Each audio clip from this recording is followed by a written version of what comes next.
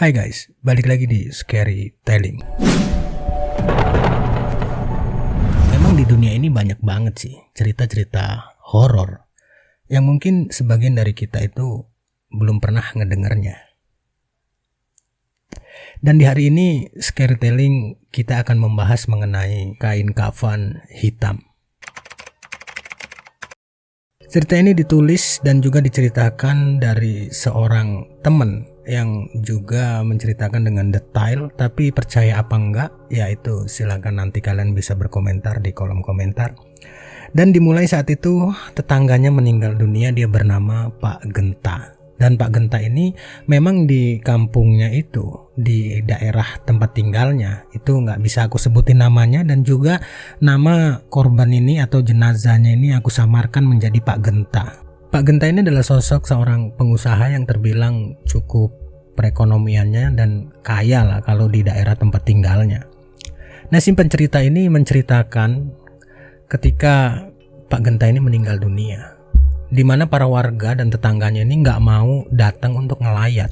Jadi kisahnya itu begini guys, Pak Genta ini usahanya itu memberikan modal atau pinjaman uang terhadap warga sekitar dengan bunga yang sangat tinggi sekali. Ya bisa dikatakan rentenir ataupun lintah darat. Tapi bagaimana kalian menyikapinya itu terserah kalian.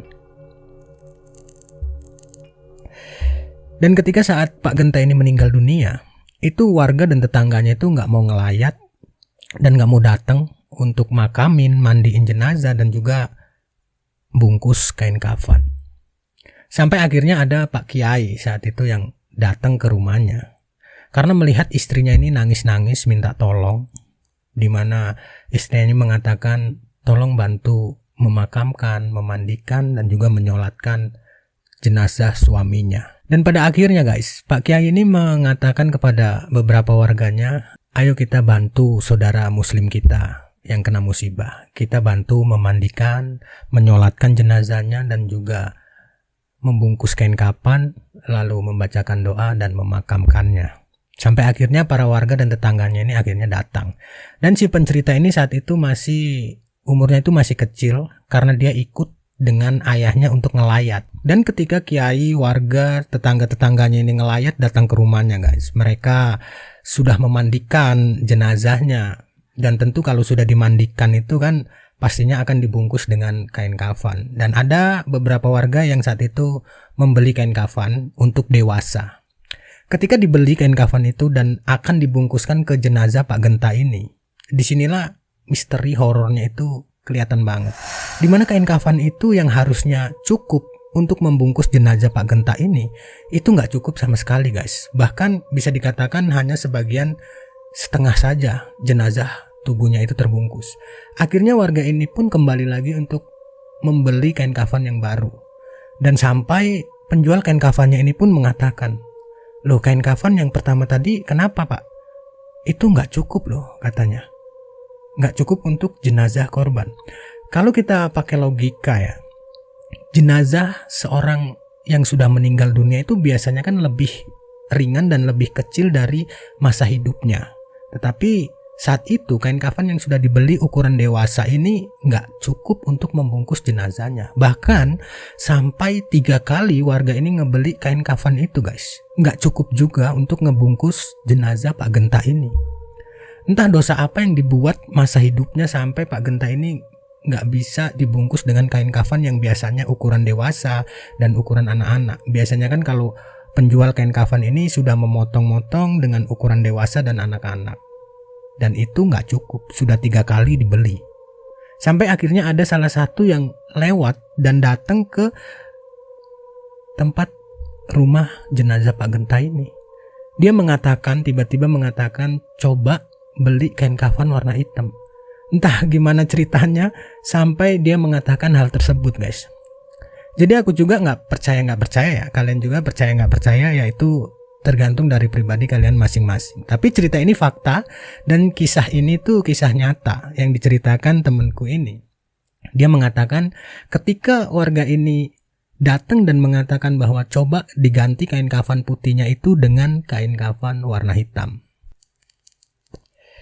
Dan keanehan itu terjadi guys, ketika sudah diganti dengan kain kafan berwarna hitam. Itu seolah-olah jenazah Pak Genta ini terbungkus dengan rapi dan cocok dengan kain kafan warna hitam. Nah, apa kalian pernah nggak ngedenger ada jenazah yang sudah dimandikan dan juga dikafani itu dengan kain kafan warna hitam?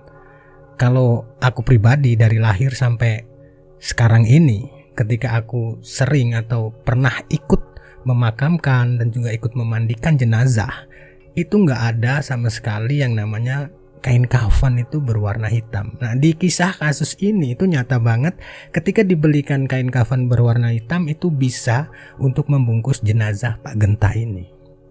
Dan singkat ceritanya, ketika sudah dibungkus kain kafannya, saat itu posisinya masih hujan deras. Kalau dari pencerita ini mengatakan saat itu sedang hujan deras. Dan mereka ini menunggu keranda yang sedang diambil oleh warga di salah satu musola untuk mengangkat jenazah Pak Genta ini dimakamkan. Setelah hujan itu cukup reda, masih gerimis-gerimis, itu keranda mulai datang dan mereka mulai meletakkan Pak Genta ini ke keranda untuk diangkat ke musola dan disolatkan. Kejadian ini terjadi lagi guys, ketika biasanya kalau orang ngelayat terus ngangkat jenazah itu kan biasanya hanya 4 orang. Tetapi ini ketika mereka mengangkat jenazah Pak Genta yang sudah berada di keranda itu nggak kuat diangkat 4 orang, melainkan lebih dari 4. Kira-kira itu 10 orang mereka mengangkat keranda tersebut. Dan bahkan itu di perjalanan itu mereka bergantian. Dan katanya nggak kuat, berat banget. Singkat ceritanya sudah disolatkan di dalam musola terdekat. Akhirnya mereka mulai mengangkat ke kuburan atau ke makam. Misteri lagi terjadi di makam. Ketika 5 penggali makam ini itu menggali untuk jenazah Pak Genta. Sudah beberapa lokasi digali, tetapi para penggali ini katanya hanya bisa menggali sedalam setengah meter saja. Padahal saat itu hujan cukup deras. Harusnya kan tanahnya itu mudah banget untuk digali. Tetapi ketika para penggali ini mengatakan itu hanya bisa setengah meter. Dan ketika jenazah ini sudah sampai makam, itu belum bisa dikuburkan. Karena penggaliannya belum siap. Nah, ketika 5 penggali makam ini mengatakan kepada Pak Kiai, yang saat itu Pak Kiai ini juga ikut dalam rombongan membawa jenazah Pak Genta, itu mengatakan bahwa Pak Kiai, ini kami sudah berpindah-pindah ke lokasi lain, tetapi tetap saja kami hanya bisa menggali kedalaman setengah meter. Akhirnya Pak Kiai memerintahkan kepada semua orang yang ada di makam saat itu untuk berdoa dengan masing-masing sebisanya. Apa mereka membaca Al-Fatihah atau Al-Ikhlas, surat Al-Ikhlas atau surat An-Nas. Itu pokoknya apapun yang mereka bisa, doa dalam hati. Ketika sudah selesai berdoa dengan izin dan kehendak Allah Subhanahu wa taala, guys. Akhirnya 5 penggali makam ini berhasil menggali di mana biasanya galian itu cukup untuk jenazah yang akan dimakamkan.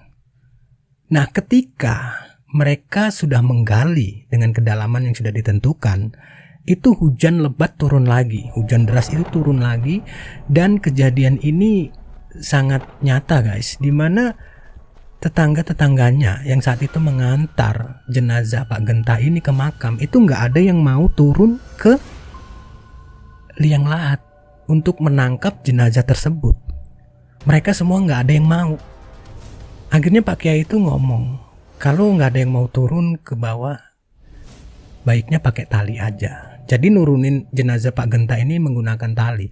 Jadi apa yang dilakukan Pak Genta ini semasa hidupnya sampai para warga dan tetangga ini nggak mau turun ke liang lahat untuk membopong dan memakamkan atau menguburkan di dalam liang lahat itu.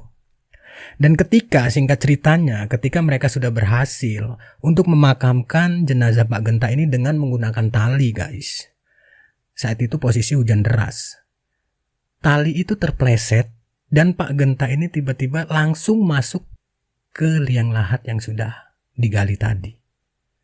Jadi ketika itu para warga yang saat itu membawa Pak Genta di dalam makam, di sebuah makam itu, mereka semua mengatakan udah langsung aja ditimbun dengan tanah. Jadi jenazah Pak Genta ini itu nggak dikasih papan seperti halnya kalau kita melihat jenazah dimakamkan. Itu biasanya kan ada papannya, lalu juga dibuat bantalan yang namanya gelu. Nah, kalau kalian ingin tahu apa itu gelu, bantalan untuk jenazah yang dimakamkan di liang lahat, itu ada di videoku di deskripsi atau di sini. Kalian bisa lihat apa itu mitos gelu.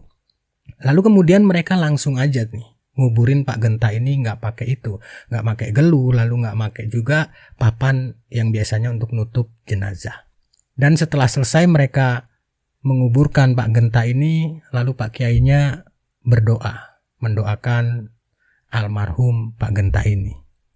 Dan ketika itu mereka langsung kembali pulang ke rumah masing-masing. Dan singkat ceritanya guys, kata si pencerita ini mengatakan ketika sudah selesai dan 3 hari setelah pemakaman itu, para warga desanya ini itu selalu dihantui dengan kain kafan hitam. Nah, siapa lagi?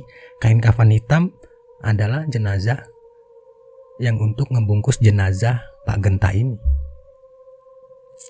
Kata warga ini, mereka mengatakan bahwa kain kafan hitam ini berada di jendela, di halaman rumah, di pintu belakang maupun pintu depan. Jadi gentayangan gitu. Dan ada juga salah satu warga juga mengatakan itu mukanya itu serem banget. Percaya nggak percaya, ini adalah kisah nyata yang memang diceritakan oleh si pencerita ini guys. Lalu kemudian Pak Kiai ini mengatakan ketika arwah Pak Genta ini gentayangan, ya tentunya mungkin karena pemakamannya saat itu terburu-buru, bahkan nggak dikasih papan dan juga bantalan tadi yang namanya gelu, sehingga arwah Pak Genta ini gentayangan. Atau juga mungkin karena penyebabnya kain kafan hitam itu guys, kita nggak tahu. Nah, setelah itu Pak Kiai ini mengatakan kepada warganya untuk jangan menceritakan kejadian horor ini, untuk jangan bercerita kemana-mana, agar arwah Pak Genta ini bisa tenang. Dan Pak Kiai juga mendatangi keluarga Pak Genta ini untuk nggak boleh ceritain masa lalu Pak Genta, supaya arwah Pak Genta ini nggak gentayangan. Dan setiap hari keluarganya ini harus mendoakan Pak Genta. Sampai akhirnya udah nggak ada lagi nih, karena memang warga saat itu nggak mau ceritain masalah kain kafan hitam. Jadi kata si pencerita ini akhirnya berlalu, nggak ada lagi teror-teror kain kafan hitam. Nah, singkat cerita lagi guys, ketika si pencerita ini mengatakan saat dia pergi ke daerah Jakarta untuk bekerja dan menemui temannya, lalu dia menceritakan nih ke temannya itu bahwa di kampungnya beberapa bulan yang lalu ada teror kain kafan hitam yang namanya Pak Genta. Dia cerita bahwa Pak Genta ini di masa hidupnya jarang sholat, udah itu dia usaha dengan menggandakan uang tadi.